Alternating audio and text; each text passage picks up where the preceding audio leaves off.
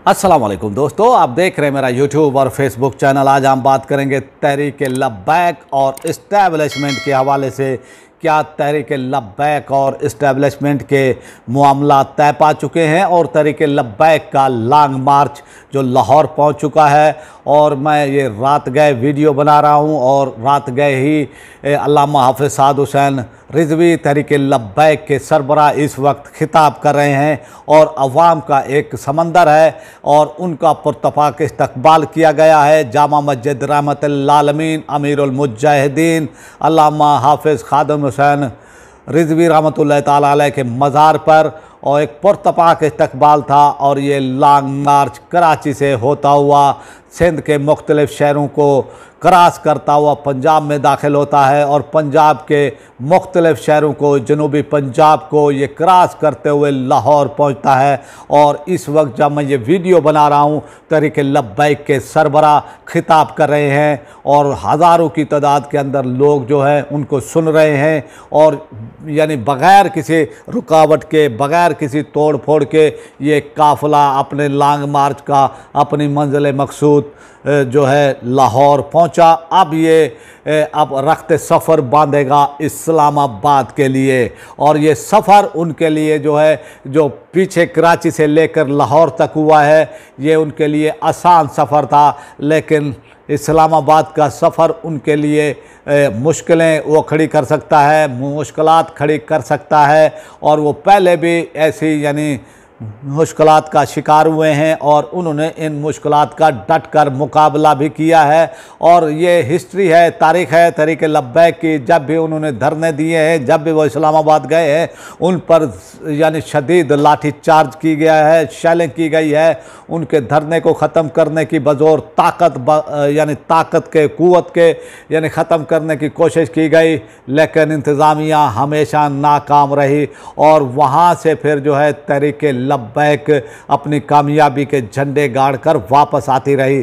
तो अब तहरीक लब्बैक एक नए अंदाज में ये निकली है, एक नया अंदाज़, एक सियासी पॉलिटिकल अंदाज़ उन्होंने अपनाया है। इस हवाले से कि महंगाई के हवाले से उन्होंने ये एक एहतजाज किया है और इसका नाम दिया है मुल्क बचाओ का। और अब जो है ये जो जब इस्लामाबाद के लिए वो जाएगा, इस्लामाबाद यानी पहुंचेगा, तो हम देखेंगे कि कितनी आवाम की तादाद उनके साथ है और क्या तहरीक लब्बैक वहाँ पर धरना देगी, क्या तहरीक लब्बैक हुकूमत से जो है मुतालबात अपने मनवा पाएगी, क्या हुकूमत PDM हुकूमत उनके मुतालबात को मान लेगी और महंगाई को 15 फरवरी का जो यानी वो थी, यानी कीमतें थी अशिया की, वहाँ तक लेकर आएगी।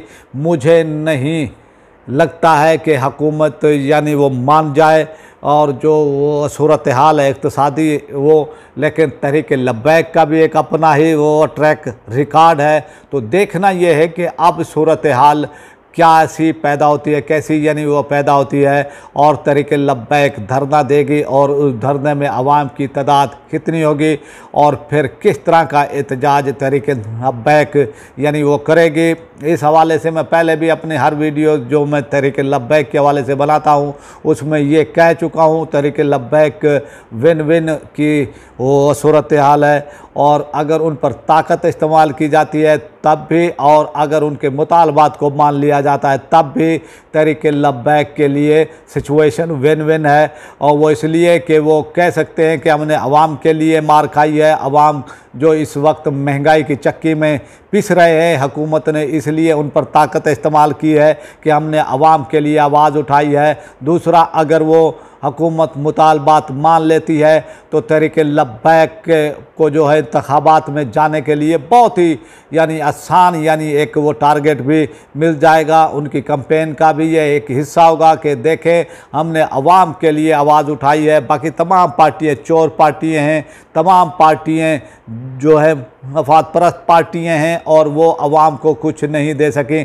हमने एहतजाज किया है, हमने अवाम के लिए जो है बाहर निकले हैं, हमने लॉन्ग मार्च किया, हमने धरना दिया है, तो अब वोट का हकदार भी हमें ही वो समझा जाए और तहरीक लब्बैक को ही वोट दिया जाए। तो इस तरह तहरीक लब्बैक अवाम के अंदर जो है अपनी जड़ें गहरी करने में कामयाब हो सकती है। अब आते हैं कि तहरीक लब्बैक और इस्टेब्लिशमेंट के दरमियान जो दूरियां थी पहले, इस हवाले से बाजवा के वो दौर में भी और जिस तरह फैज़ हमीद के वो दौर में जब वो DGISI थे, ताकत इस्तेमाल की गई तहरीक लब्बैक पर और बेईमाना वो तशद्दुद किया गया, तो उस वक्त से जो है इस्टेब्लिशमेंट से तहरीक लब्बैक के ताल्लुकात वो कशीदा थे।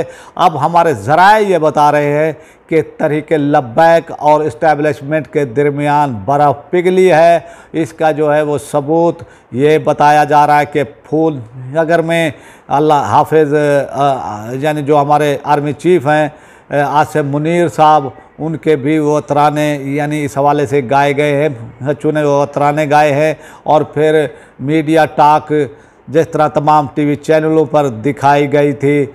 और इससे तो यही ज़ाहिर होता है कि तहरीक लब्बैक के मामला तय हो चुके हैं इस्टेब्लिशमेंट से और इस्टेब्लिशमेंट ये फ़ैसला वो कर चुकी है कि आने वाले इलेक्शन में किसी भी जमात को कतई अक्सरियत ना मिले और एक हंग पार्लियामेंट हो और एक मिली जुली वो सरकार हो, मिली जुली पार्लियामेंट हो और हर पार्टी को थोड़ा थोड़ा जो है हिस्सा दिया जाए। तो अब ये फ़ैसला जो है यानी हमारे ज़राए ये बता रहे हैं कि इस्टेब्लिशमेंट फ़ैसला कर चुकी है कि तहरीक लब्बैक को पंजाब असम्बली और कौमी असम्बली में भेजा जाए और उनकी राह में रुकावटें खड़ी ना की जाए, क्योंकि इससे पहले आपने देखा कि कराची के ज़िमनी इलेक्शन जो कौमी असम्बली के थे और 2 सीटें ऐसी थी जिन पर तहरीक लब्बैक जीत चुकी थी, लेकिन उनको जो है जीतने नहीं दिया गया और उनको पार्लियामेंट में जाने नहीं दिया गया। एक वो सीट थी जो यानी बल्दिया टाउन की वो सीट थी, वहाँ पर इलेक्शन हुआ जब तहरीक लब्बैक कालादम थी, तहरीक लब्बैक को कालादम करार दिया गया था, उस वक्त हिस्सा लिया था और ये सीट थी फैसल वाडा की। वो सीट तहरीक लब्बैक जीत चुकी थी, लेकिन वो फिर सीट कादर खान मंदुखेल को दी गई जो पीपल्स पार्टी के थे। तो इस तरह जो है एक सीट जो है 65 वोटों से हराई गई, यानी वो कौमी असम्बली की वो कराची से सीट थी।